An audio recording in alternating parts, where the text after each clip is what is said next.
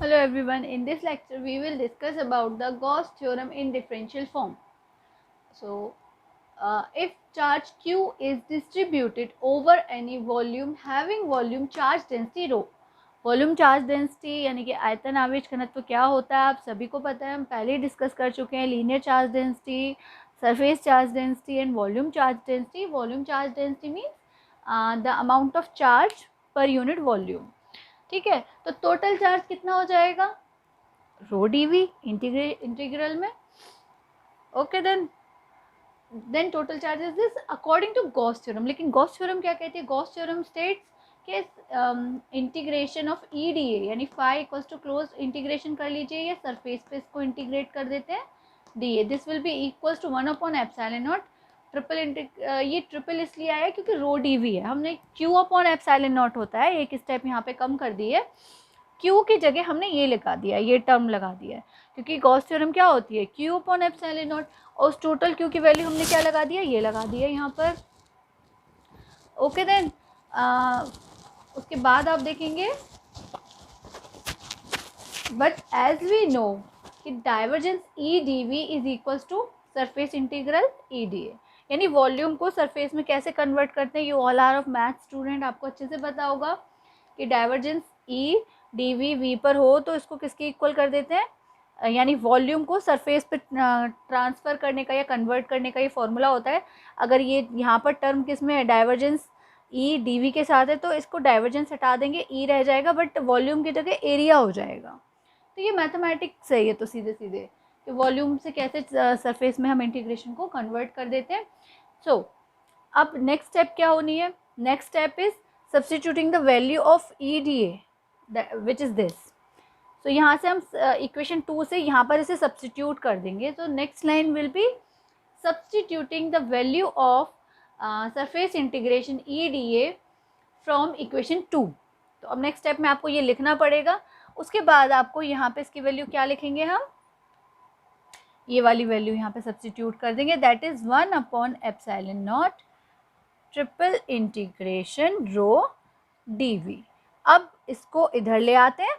ठीक है, अब जब इसको इधर लाएंगे तो ये विद माइनस साइन आएगा because I am having board and I have the opportunity to rub the things which I have written here. So I am just decreasing the steps, but आपको नहीं करना है, आपको सारी स्टेप बाय स्टेप सारी steps वहाँ पर लिखनी है. I am just explaining you the method, the tricks which you will have to follow while solving this theorem in differential form. Okay, so आप प्रॉपरली ही करिएगा इसको, आप इतनी शॉर्ट में मत जाइएगा कि आप बीच की स्टेप्स आप खा जाएं, वो मत करिएगा. You will have to write and mention each and every step required there, but I can do here because I have a option of this and मुझे आपको क्लियर करना है. बट आपको एग्जामिनर को जब क्लियर करना होगा while performing in a presentation on board you can do this, but while explaining on the paper you will have to write each and every step because unless you will do this teacher will not be able to understand your capability. वो सोचेगा आपने cheating करके last step लिख दी है. Okay then, तो अब इसको minus इधर करके ले आए तो ये इक्वल्स टू 0 हो जाएगा. अब देखिए ट्रिपल इंटीग्रेशन वॉल्यूम पर ही हो रहा है, तो बीच के टर्म्स को हम कॉमनली भी ले सकते हैं.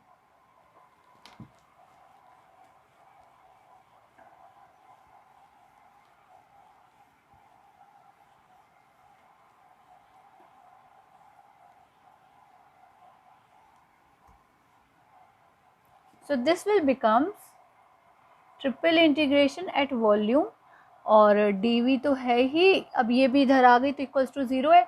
अंदर क्या टर्म आई है? Divergence E minus rho upon epsilon not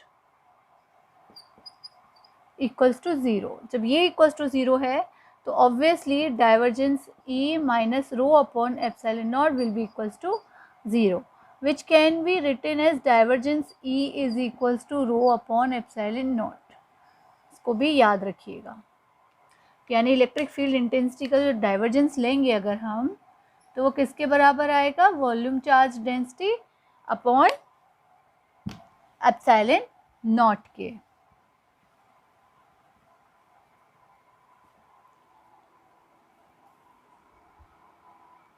And yeah, it is also known as the Poisson's equation या Poisson's इक्वेशन ही कहेंगे और क्या कहेंगे, पॉइसन समीकरण भी कहते हैं इसको. Divergence is equals to rho upon epsilon not. It is a very important topic to you. So just keep remembering the special names given to the derivations.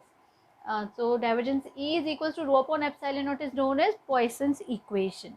Now we can convert it into, as we know the relationship between E and potential difference. E और V तो हम इसे V की form में भी निकाल सकते हैं. फिलहाल इतना क्लियर करिए अच्छे से. And still if you are having any kind of query, confusion and doubt, you can write it in the comment box. I will try my best to clear it to you.